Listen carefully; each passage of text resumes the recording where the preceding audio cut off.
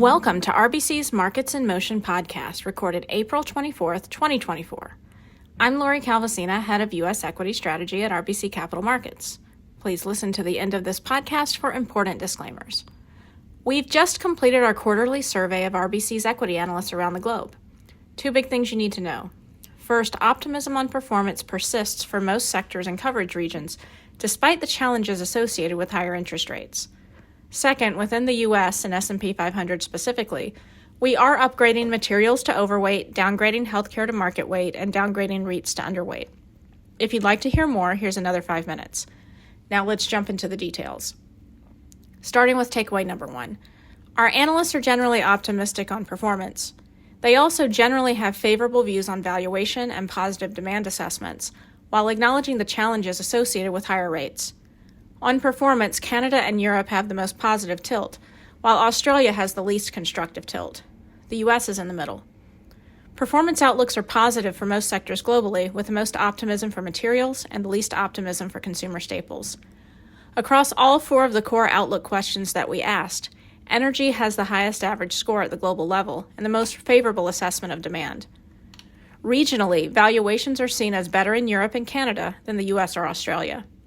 At the global sector level, valuations were seen as most attractive for materials, utilities, and financials, and least compelling for consumer staples. Generally, we see this data as supportive of our market call for 5,300 on the S&P at year-end. Even though we think the recent pullback may not have fully played out yet, we still think this will be a good year in the market and see some upside from here at the end of the year. We also see the survey's results as supportive for further leadership rotation in the market. The bottom-up view from our analysts points to more opportunity in cyclicals and value and non-U.S. than U.S. large-cap growth sectors. Moving on to takeaway number 2. Within the U.S. and S&P 500 specifically, we are upgrading materials to overweight, downgrading healthcare to market weight, and downgrading REITs to underweight. Along with our own quantitative analysis, our U.S. analyst survey results are one input into our strategy recommendations on the S&P sectors. With a fresh set of survey results in hand, we've decided to make these 3 changes. On our materials upgrade to overweight, our analysts are much more constructive than those in other sectors on their performance outlook, and we also like what we see on our strategy tools. We see positive funds flows, attractive valuations, a tendency to lead when ISM manufacturing is rising, and a tendency to outperform in the second half of presidential election years. We also see this sector as a beneficiary of leadership rotation in the market back to value and cyclicals. On our healthcare downgrade to market weight, it's important to note that our analysts do still like the sector. This move is really driven by 3 things in our strategy and quant work. Valuations are no longer attractive, the sector often underperforms in the second half of presidential election years, and the sector tends to underperform when interest rates are rising. On our real estate downgrade to underweight, our analysts are modestly positive in terms of their performance outlook, but that only takes their ranking to the middle of the pack versus other sectors. We've been looking for another sector to join consumer staples as an underweight for a while, and there are 3 things on our strategy work that we just don't like here.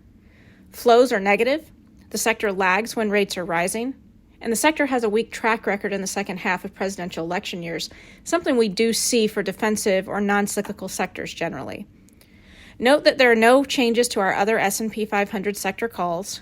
We remain overweight energy, financials, and utilities. We remain underweight consumer staples, and we're market weight all the other major GIC sectors. That's all for now. Thanks for listening, and be sure to reach out to your RBC representative with any questions. This content is based on information available at the time it was recorded and is for informational purposes only. It is not an offer to buy or sell or a solicitation, and no recommendations are implied. It is outside the scope of this communication to consider whether it is suitable for you and your financial objectives.